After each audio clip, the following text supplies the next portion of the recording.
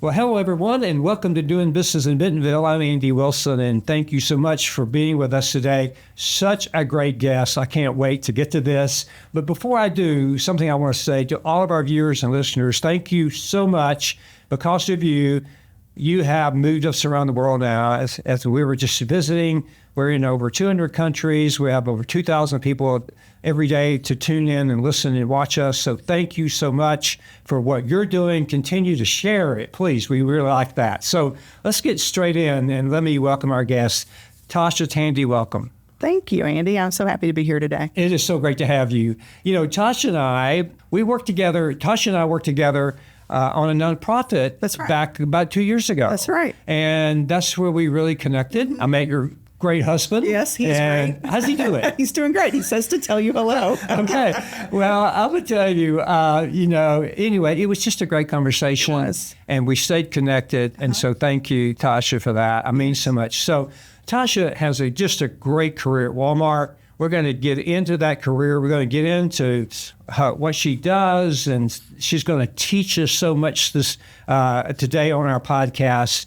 But as we ease into this career, why don't you talk a bit about yourself and what you do at Walmart, and then we're just going to ease into some really great conversation. Yeah, that'd be great. Again, thank you for having the incredible reach. 200 countries, 2,000 people over. That's an incredible. A little bit of pressure there. I hope I do a good job today. I'll do my best. I'm not worried about it. You're going to do great.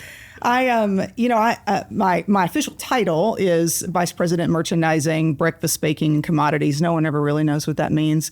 I've been with the company for 19 years. I started as an hourly when I started. I think we'll probably talk a little bit about my background. We are going to talk about that. But, I like to think of my job as just solving customer problems. Yeah. Just as simple as that. I get to work with a great group of people. We bring merchandising to the customer in all the ways the customer shops today, and within my purview of responsibility. We always say breakfast baking commodities, and everybody's like, what? Like, what does that mean? So I always feel compelled to explain. It's cereal, coffee, tea, everything that's in a can except for chili or meat. Mm-hmm. So when we talk about commodities, if you think about canned fruit, canned vegetables, shelf-stable cheese, all of that falls within my area of responsibility. Spices and salts and seasonings, batters, all the things, the seasoning packets that come in, the little packets that we've been forever used to having. All of that falls within my area of responsibility, and everything baking. So everything sweet, non-sweet, sugar, flour, vinegar, oil, and everything that you use as a mix. That's what breakfast baking commodities is. So there's a few aisles within the Walmart store, if you think about a physical footprint that represents. In fact, I walked your categories yesterday. They're fun. Okay, I did. I had it one of our local stores in Fayetteville, the store week 359. Yeah. So I thought I can't do this with you without walking the store. You got to put your eyeballs on some stuff. I did. And so I did my research on your categories, and I went, she's got like third of the store. I got a pretty good chunk. Yes. I went, fun this products. is huge. Yeah. Well, all right. So you just heard the categories. So, all right, we're going to get in. But so congratulations on 19 years. Yeah, thank you. Just lapped 19 years. I'm working on that 20. Oh, yeah. I feel it in my sights. Oh, you do it. You'll do it. Well, congratulations. And let me just say right up front, thank you. Thank the team at Walmart for all that you're doing. And you're really working really hard to keep prices low. Yes. So thank you for that. Yes. It's obvious. As I walked the store yesterday, the companies worked very, very hard on that. It's obvious. And when you walk the store and you see the prices, you see the rollbacks, you see all that going on. So thanks for that. We really need that in America, and you making it happen around the world. Actually, we do. You're right. You're right. So, we are certainly doing our part. Okay. Now, before we get in, now I gotta ask you a question. Now, talk a bit about when you was a martial arts instructor. Sure. Okay. We have got to talk about that. Let's just do it. Sure. Yeah. It's it's usually my fun fact when somebody says a fun fact about you, like, well, I'm a 3rd-degree black belt, I'm a certified instructor. That's what I did for a living. So it was something that started as a hobby. became a passion very quickly, and something that honestly I thought I would probably do for the rest of my life. I was a martial arts instructor, and by way of that, a small business owner. So it's kind of the translation between what I do today and how all of those years, actually that experience I had shows up in a lot of ways in what I have done at Walmart and what I continue to do at Walmart. But that's what I did for a living. I served customers. I served with a service versus a product, but first and foremost, we were servicing customers and, in something that they were looking for in their life. And I ran a small business. I think there's a misnomer that Walmart is this big corporation, and we are. But one of the things I love about my job is it feels very much like running a small business, right? Like we are, we get the benefit and the privilege of the scale of our company, the efficiency that we drive. But when we run those individual P&Ls, like myself and on the peers that I have and the teammates that we have, we're running small businesses. We're managing small. In a lot of instances, we're doing it through small businesses of our supply base, which, by the way, are 2/3 of the suppliers we interact with are small businesses. Right. And so all of those things translate in a meaningful way. Probably one of the things I love the most is the people aspect. We had a creed, if you would, things that we lived by in the martial arts community. Perseverance, integrity, courage. There were things that we quoted these before classes. It really was a creed and something that we instilled in the spirit of martial arts. It's very similar to how I view Walmart culture and the things that we do, that sets us apart from just being a company that we work at and a company that we're really committed to and how we show up for others. That's just been something that's been rooted in me since my martial arts days. And it's just been something that it actually really created some translation and connection between my old world and my new world, if you would. Well, I can imagine. I know people that have gone through the training and accomplished, the different levels that you talked about. It's got to be a tremendous amount of discipline to create that. Yes. That you bring to your job now. Yeah. Right? Yeah. And, and it's not, it requires discipline. Perseverance is one of the things we talk, indomitable spirit. There's a level of commitment that you sign up for. If you want to be a black belt, you don't show up and you just get a black belt. Like you have to earn it, and you have to test along the way and pass thresholds. And so there's a level of commitment. There's times you want to quit because it's hard, or the skills you need to go build are not inherently skills that you're good at, and so you've got to build that skills. You've got to live through failure points. You've got to live through the failure points so you can get to the other side. It takes time, and then once you get to black belt, it's not the final thing you do. Like, okay, well, I'm a first degree black belt, but now I want to be a second degree black belt or a third degree black belt or a master of the skill that I'm in. And all of that comes with, increasing levels of expectation, pushing yourself past points that you didn't think you're capable of. All things that I've experienced in my career at Walmart. I didn't start at Walmart as a vice president of merchandising. I started as an hourly who barely knew how to work the spreadsheets. Honestly, so much of what I've learned has just been on the job. It's very similar to training in the martial arts and not quitting, right? The level of discipline and commitment it takes to do anything worthwhile in life, honestly. So you took all of that, and now you applied it to the business side. Yes. And the leadership side with a team. Side. That's right. Much larger team now. That's right. So you've applied those principles to it. Yes. And it's worked for you now, 19 years later. It's worked for me.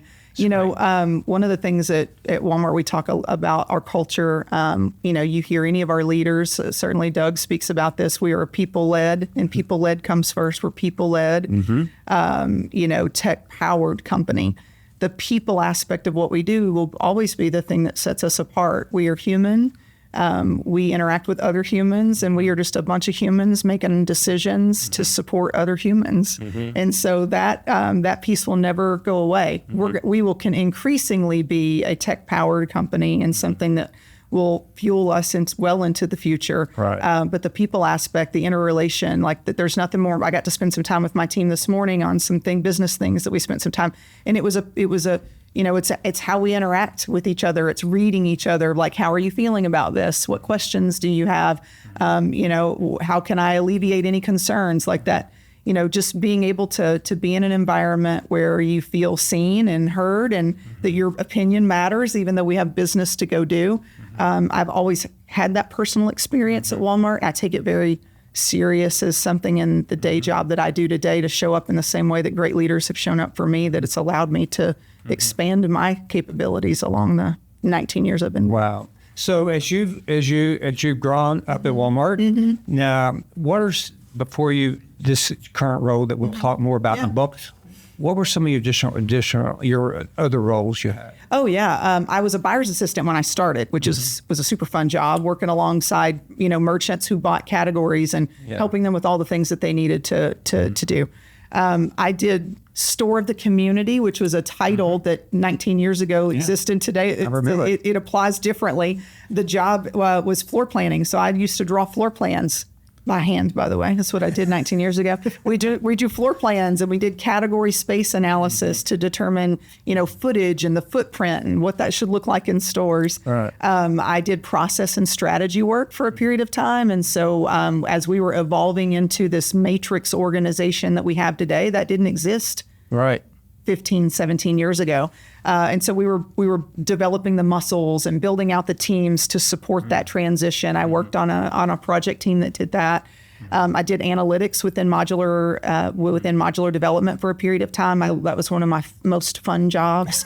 Doing analysis, looking at assortment, seeing where we had assortment gaps, and doing that across several businesses, and getting to be a leader in that space. So not just an individual who did the work, but a person who started leading teams of people who did that work.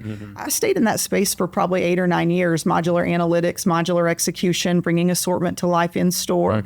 And I did all those roles before I moved to food. And probably about 7 years ago is when I moved to food. I took in merchandising operations. Today they're known as MerchX, but it's analytics, business analytics, replenishment, modular development, the P&L management. And I started that. When I came to food, I went straight into fresh, which was cost accounting and managing a business that has waste. That was super awesome learning for me, especially as I was managing a P&L and a team of people. Our job was to save the company money and to help our operators be more efficient and understand how they could manage waste. And that was my first step into food. I've been in food for 7+ years. I love you talked at the beginning about, saving people money on their grocery bills. Man, I love that that's part of the expectation of the job that I do every day. Right. I tell people my job is to save people money so they can feed their families and to do it on their grocery bill. I mean, there's something pretty special about that. One of the things that when I walk a store and I see the customers like yesterday, and as I walk in the aisles looking at a product, I know that not far up the road at that home office of Walmart, there's people like you all over the place thinking about the customer almost every moment. Yes. And then thinking about how you save that customer money. Yes. Because you take that to heart. Yes, that's right. That's part of who you are. Right. And those people, all of those people, in the stores and the home office, but you go to work every day for the customer, don't you? That's right, every day. That's all. Yeah, and with the intent of building trust with that customer. And the way we build trust is through showing up consistently on prices that they can trust, on products that they want, in the way they want to shop. We do take it very personal. We all feel very connected to the cause. And how can you not feel connected when you know that you're helping a family save money on their grocery bill so they can buy their kids shoes or school supply? We just came back through back to school, man. We thought about that a lot. Yes. How do we help them? How do we help the customer save money on the lunches they need to make for their kids, or help them afford the school supplies? And the school supply team, guess what they're working on? Low prices so they can afford those. Right. So we all feel very, very connected and committed to the cause. That's right. Yeah. Well, I said we could share so many stories today, and most of my guests know that I spent 25 years plus at Walmart, and I grew up there, and I won't go there, but I will tell you, I love the culture where it is today. It's continuing to be even better when I was there, and you all are just making it better and better because you're focused on the customer. Yes. And that piece, it's wonderful. So thank you for that. Yes. Well, thank you for your 25 years. I'm going to try to catch up to you. You will. No worries. Okay. Now, let's talk about your roles and responsibilities, because, your merchandise categories, you talked about, with breakfast baking and all that you do within that category, the food. And then as we already talked about keeping prices low, talk about your role and responsibilities. I know our guests would love to hear about that. Yeah.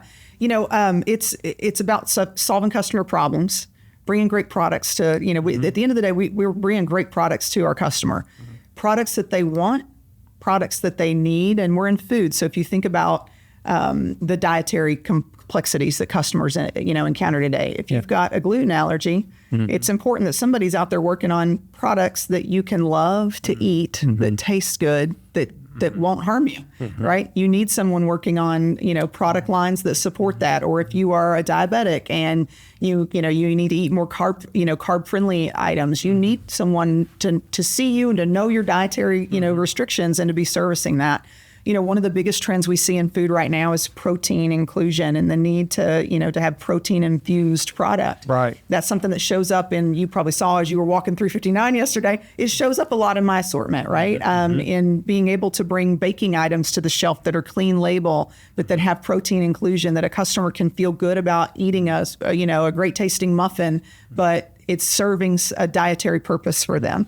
We think about that a lot. And so it's about bringing great product, inspiring product, democratizing that product. We also believe product should, that's good for you, better for you, shouldn't be more expensive. And so working to, to support that in this space is important. But it's as much about bringing products to life as it is in my responsibility as the work that I do with my suppliers. Like Walmart's got a beef processing plant. We've got a milk processing plant. But by and large, we don't manufacture product, right? We count on our suppliers, our manufacturers, to bring great product to life. And so there's this synergy that happens with our supply base that's so very important in the job that I do. And so strong partnerships with my suppliers is a big part of what my day-to-day job looks like. It's partnering with them. It's innovating with them. It's co-creating. One of the funnest things we get to do is create product with a supplier that we get to bring to our customers that they can only get at Walmart. Man, I love a good exclusive.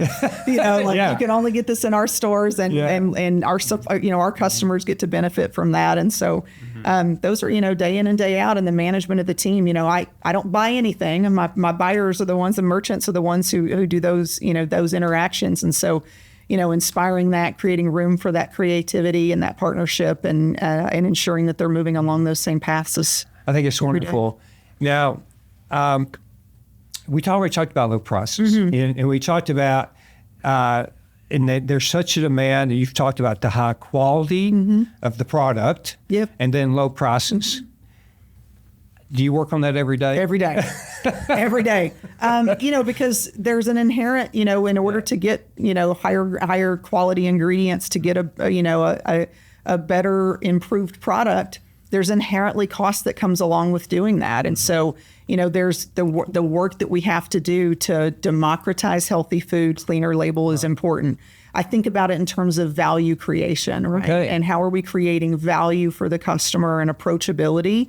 And that can come in all things, right? It can come in a lower price point. It can come in approachable pack sizes, all of the things that we have as levers. It's important, and our customers are telling us more than ever that clean label in a dry grocery environment. So it's really easy for you to go, yep, fresh meat is absolutely the cleanest way you can get protein in your body. That's great. There's product that's being produced in my space in an ambient, dry environment that sits on a shelf that can play a role in a better for you as well. And so, not ignoring that and creating product. We've got some suppliers that do this really, really well. And then they create great tasting food that a customer can be inspired to want to eat. And then my job is to make sure that they can afford those things. And so, we work on this every day.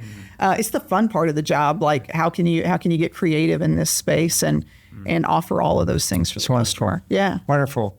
Okay, I'm excited. I'm excited about what you're talking about. I know our guests are too already. Now, in today's environment, there's a lot of challenges. Yes. I mean, no matter. So what are some of the challenges you face, you and your team? And how do you work through some of those challenges? And if you can, what's the biggest challenge? Yeah.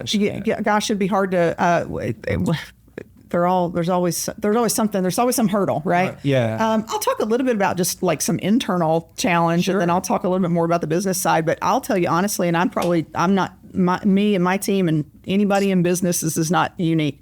Time management is so important in what we do. Honestly, there's always a laundry list of things that we can work on, and never enough hours in the day to do all the things. And so I talk to my team about this, and I tell anybody who asks me about time management, I'm a big fan of a 2x2 grid, right? And like working on the things that are really important, that add value. Sometimes those things are the level of importance determines on where it's, the ask is coming from, but focusing on those things and being okay with the things that are on your list that you're not working on. As long as you can feel good about, like, I know why I'm not working on those, and I know why I'm working on these. So time management is always a hurdle. Some of the things that we've talked about already are really those business elements of, what's the biggest challenge to overcome. It's about bringing great product to life, ensuring that we do it in the most cost-effective way, maintaining our price leadership in the market, and bringing that product to shelf in all the ways that a customer wants to shop. And probably the single thing that I see as a hurdle, maybe not a hurdle as much as it's not natural yet. Walmart has been a brick and mortar retailer and has built, this legacy as a brick and mortar retailer. We are also an e-commerce retailer. Yeah, a massive e-commerce retailer. Yeah. And it's in some instances when you're working with suppliers who have been forever producing product for a shelf in a store, that's their natural first inclination, right? Is like, success is unlocking that shelf distribution, right? And it's really not how we should or do think about product evolution today. Bringing a product to life is bringing a product to life first, and thinking about product development first, and then where should it live? Right. Should it live in a digital shelf? Right. Should that be in a fulfillment center that gets shipped to a customer's home in a day? Right. Because we have that capability. Should this live closest to the customer on a physical shelf in store because we can get it to them within a few hours? But that should be secondary to creating great product, having an assortment of broad assortment of product, and then determining channel. And it's not always natural. And so working through that with both our internal teams, with our suppliers, is something that's the thing that's on my mind most, and something I talk about probably every single day. Wow. Yeah. That's a great view of how hard you and your team work to get that product to the store, to the customer, ultimately in the right way. That's right. And all of those obstacles. Thanks for sharing that. That's really a lot. That's a big role. Yeah, just a big role. That by itself is a huge role. And thanks for sharing that, how you overcome that, how you work through that. It's wonderful. Well, it's also fun. Can I tell you the best part of it? I work in food, so part of my job is to eat great food. I just show up and we're doing a tasting for 2 hours and we're eating great tasting food. That's a real fun day. Okay. All right. That's the day you need to invite me up. I'll invite you next time. That's right. You'll be my +1. I'll have to ride a few more miles on my bike if I do that. I'm going to tell you. Tasha, this is so good. Thank you. You're just, as we walk down this time together, you're just laying it out so well. So thank you. No, you're welcome. And we appreciate that. Now, sourcing is big. It is. And, I would love for you to talk about, as you get new products or expectation change from customers to suppliers, as you think about sustainability, all of those things.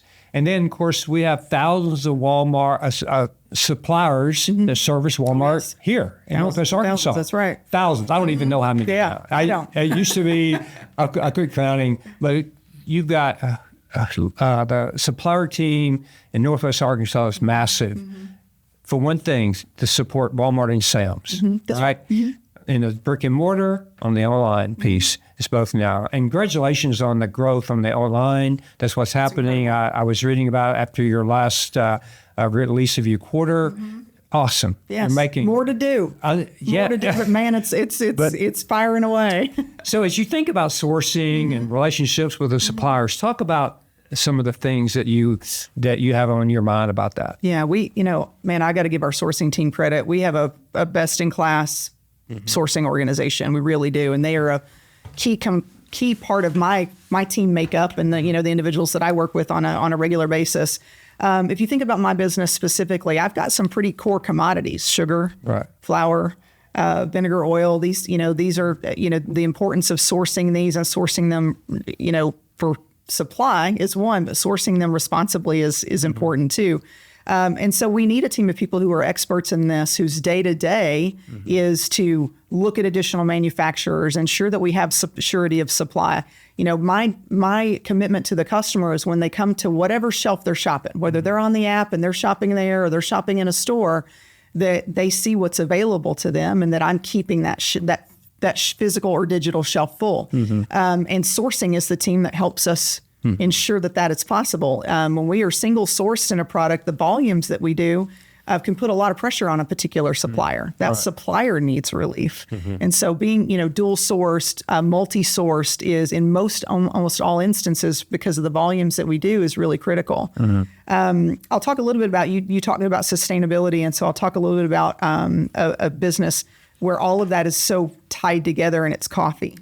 So, the coffee business is a commodity. It's not a pure commodity to me because I'm not selling the purest. I'm not selling it or buying it in its purest state, but very close to, right? And so, it's a commodity, and it's a commodity that is impacted by global factors. So if you've got a bad crop 2 or 3 years in a row, right now we're in an environment where the coffee commodity is probably at record highs, and it is because of a couple of years of bad crop, and buying responsibly in this space is really important for surety of supply, but it's also important for us to buy responsibly to protect farmers. And it first starts with knowing what the responsibility is in that space, understanding what the implications for farmers are, and then knowing where we're sourcing our product from, and then agreeing to source only from the places where farmers are protected and they're earning a good wage, and that their crop is protected, and that we're infusing back in those communities. And it takes a tremendous amount of work to do that. Walmart and Sam's, this is a place where Walmart and Sam's and the scale of Walmart and Sam's together and can partner together and do things, in the right way. It comes with being really transparent with our supplier partners in this space too, right? Of when we're entering into an agreement with a supplier, that we understand where they're sourcing from. And so it's both buying for surety of supply as much as it is for buying responsibly for the communities that are impacted by the purchase as well. Well, I really appreciate you diving into that, because it's on top of mind for so many people today. Sure. As you look at the sustainability, look at the ethical sourcing that's important. It's wonderful. You take all of that and you work really, really hard to have a great product. Yes. A product that everybody can feel good about buying. Yes, right. Because that is so top of mind to customers today. It matters to customers. It does. And and I know you are taking the same approach as a customer would. They're passionate about it. And they're concerned about it, because it's really important to protect that farmer. That's right. But yet it's ethical throughout the whole process. So wonderful. Yeah. Thank you for spending some time on that. That's a really key point. Okay, as we step back for a moment and think broader retail, think industry trends, so talk to us about maybe some things that you're working on, if you can. And there could be some competitors listening. I mean, that. But is there anything you can share with us as you think, if you step back, we know you've talked some about e-commerce. Can you talk some more about that? Or, but again, just some things for the future. Yeah, sure. I'm in food. I'm in ambient food. And so, that first and foremost is always on my mind. Yeah. And creating we talked about great quality food, ensuring that we understand what the customer is looking for, and then infusing that in our space is super important. So I mentioned earlier protein inclusion. Fiber is another space. So if we were to talk about, we talked about it in terms of functional eating. You'll hear that term used a lot, usually in a Walmart meeting or in a supplier meeting. Functional eating is something that's super important to a customer. Protein and fiber inclusion in anything they're going to consume means that if they're trying to hit a protein goal or trying to hit a fiber goal, this is something that helps them reach that objective.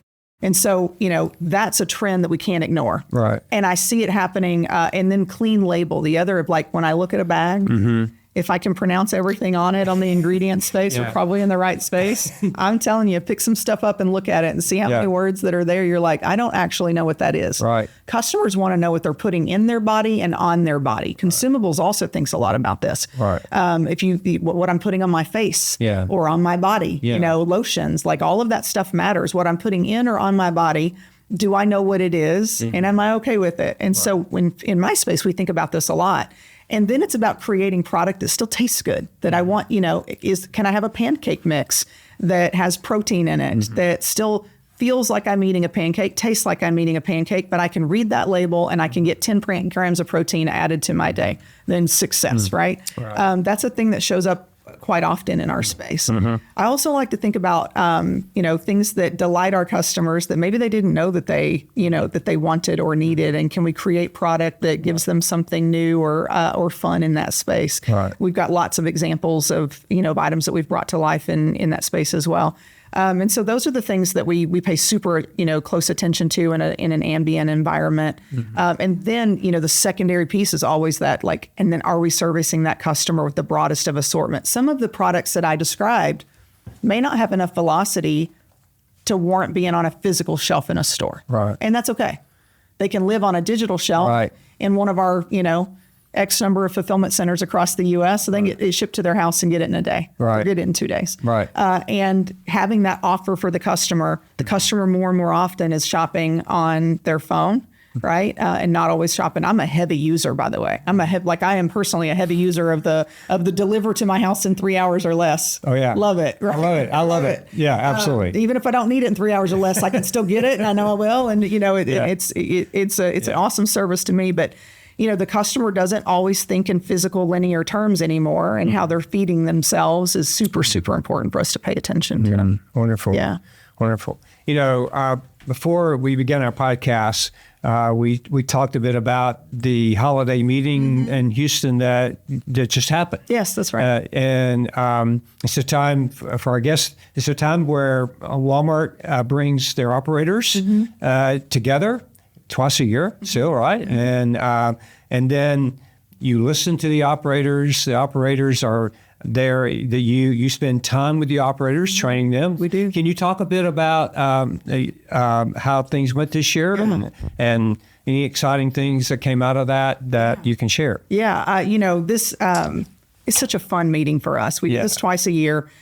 With the intent of inspiring our operators and showing them, hopefully, one, that we also take a lot of feedback from our operators in those meetings, and usually that meeting is a fuel for the next part of the work that we do. So we hope that we show up and we're like, we heard you, and we've done some things that you can look at and go, you did hear me, right? Like you got it right. You listened, and you got it right. They're on the front lines with our customers physically in stores, all the time, and so they see things, hear things that we don't always get exactly right. And so if we listen to them, we can unlock some additional growth and serve customers in a better way.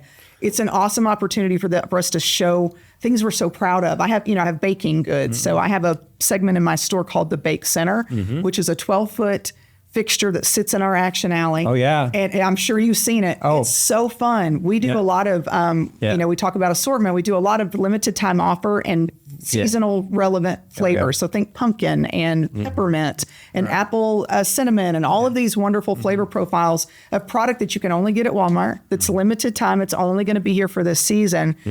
We get to bring those things to life, showcase all that for our operators, and hopefully show them how we've created product lines that can inspire our customers, and ultimately the customer gets an incredible experience.